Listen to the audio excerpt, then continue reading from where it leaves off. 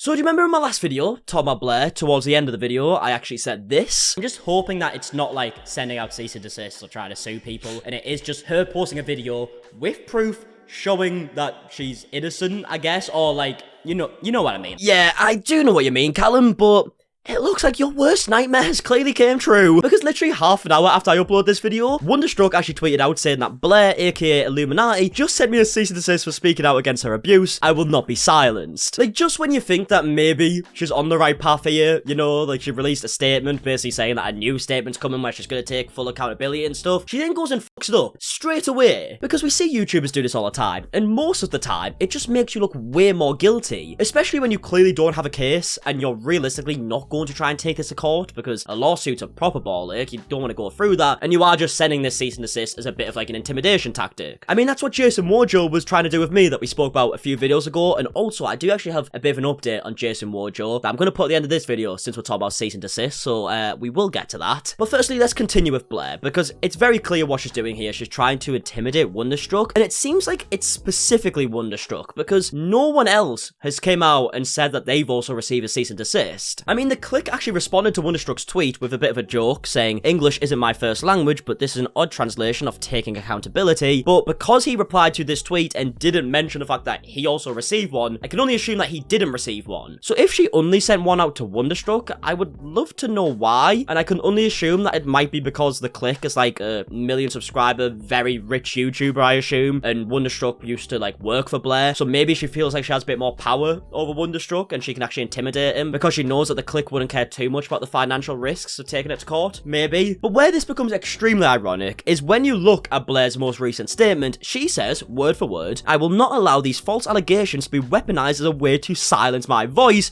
and then she goes to try and silence people. So not only have you been throwing false allegations about that have been debunked in many videos, but you're also now trying to silence people. So you're doing effing that you're apparently against. And also, do you not think that you should just maybe give Wonderstruck a break? I mean, you literally went on a public YouTube video in front of like 1 million people and spoke about his mental health, spoke about his suicide note, spoke about private conversations that he wanted to keep private, and you spoke about them without his permission, and now you're sending him a cease and desist to try and scare him, as if he's gonna go to fucking court. I think you should just probably leave him alone.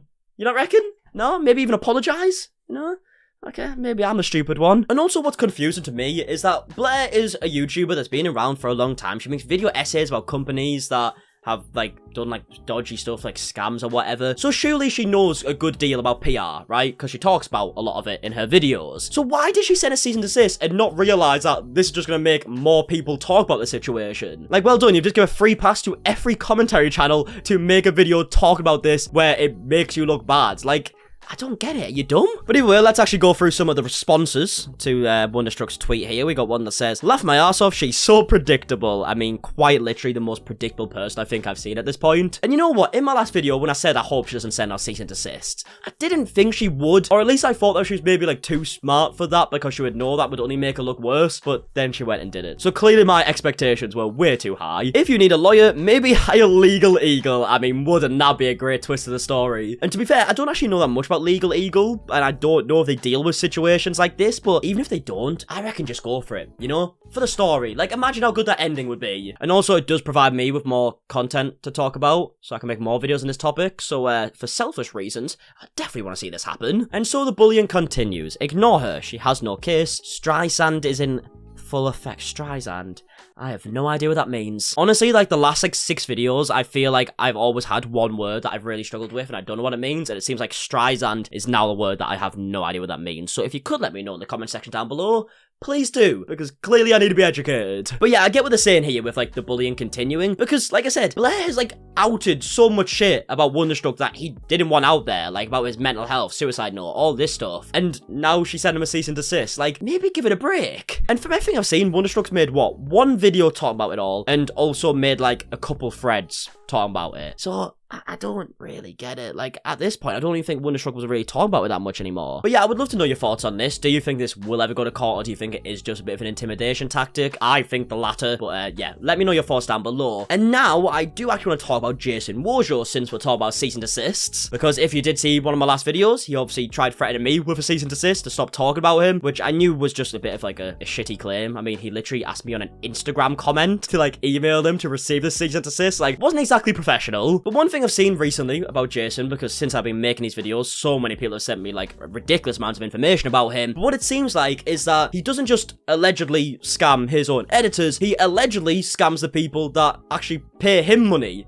Like, you know, his actual job. So from what I understand, Jason's whole thing is that he works like companies to like help their ads and stuff to like to promote the companies or whatever. And like he's like the genius behind like these companies going viral or something. I don't really get it. But if you just look at the reviews of Jason's company, there's a lot of negative reviews. And these are confirmed because Jason Wardrobe, the owner, as it says here, has responded about it and actually responded saying like, I know we work together. So what we're about to read here is definitely from one of Jason's clients. Jason breaks FTC compliance by deceiving consumer with his ads. Look up Wardrobe Media on BBB and read the complaints. He's also been reported to the Attorney General as of yesterday for misleading consumers and making false claims about all the businesses he has helped scale. And yeah, one thing that becomes very apparent as you're reading through this is that it's not really shocking. I mean, are we really shocked that Jason Wardrobe lies and scams people at this point? Like, it really isn't shocking. But the quantity of people that he scammed and the way he's going about doing it, just shamelessly, is mind-blowing. While we investigate some of the companies he's involved with, many of the testimonials were paid, and you can tell as most of them say the same words. Some 5-star reviews on Google are from his own contractors, and even one of his videos as well, so far from what we've seen. His own media buyer, which I can't reveal who, told me in a Zoom call that Jason's a total asshole and pays him nothing. What? Jason not paying people stuff? He would never. As a virtual marketer, his job is to convince you to hire him for incredible ad content and incredible attention to help grow your business. He does nothing. He simply outsources all your information to people in other countries that do not speak English very well, make mistakes, respond late during their working hours, and are basically inattentive and lost the entire process, including Jason, who never provided any numbers or info on my account, or what to do to grow my business. He will pop up here and there to disregard any concerns and say he will make changes, but in fact does the bare minimum. I was told after I signed the contract I would need $2,000 to run ads, a total of $5,500 the first month with no guarantees because it takes time. After the fact. Huge scam. Don't hire, we are coming after him and will not stop. So yeah, as you can see, this is someone who has worked with Jason, they have their own company, and they wanted to help like with marketing, right? And Jason will help get people like ridiculously good ads. That's what he like says he's gonna do, right? But in actual reality, he takes an extortionate amount of money from these people and promises no results. So when you don't get any results, you can't really say anything, I guess, because he didn't promise any numbers. And yeah, like I said, this is definitely from one of Jason's clients because he responded to this and said, even though working with you was not the best experience, we work well with our other business owners, which, I mean, I'm very doubtful, but who knows. One of Jason's old editors, who also got scammed, actually reached out to this business, like, to just confirm stuff, and they even said here, he scammed me for $7,000. So not only is he just getting people to work for no pay, allegedly, he is also allegedly scamming people who literally keep his company running. So I don't really get how he thinks it's gonna last very long. I mean, it seems like he's doing well because he has the supercars and stuff, so clearly he can get away with scamming people, allegedly. And as this carries on, it is gonna get to the point where people aren't gonna want to work with Jace anymore because his reputation is so bad. You can only really keep the lies up for so long. I know he says that he has like a fucking 8-figure business or something like that, but who knows? I mean, Jason lies about numbers all the time. I mean, his Instagram's like clearly botted. That's just like a fact at this point that a lot of people have brought up. So if he's willing to lie about them numbers to make himself seem like, I don't know, more famous or something, then who knows what else he's lied about. Maybe he's not an 8-figure business like he tries to say he is. And maybe he's just earning a lot of money because he's scamming people. But like I said, these are all allegations. I don't really know. I haven't heard anything from Jason since my last video. I think he probably just realizes that it's only going to make him look worse at this point. It does seem like he is just trying to avoid this and he's not going to like give any comments about it anymore, and he's just going to try and get away with scamming people. And this could probably continue for a long time, but who knows? But either way, I just wanted to shot the Jason stuff in there as well since we were talking about cease and desist, but I would love to hear your thoughts down below on either topics we spoke about today. And yeah, I'm gonna leave the video there. So if you did enjoy, please do a like down below, subscribe if you are new. I'm also getting very, very close to 400k now. I think we're literally like 5,000 subscribers away, so I can nearly stop begging you. And yeah, until the next one, I'll see you guys in a bit. All right, goodbye.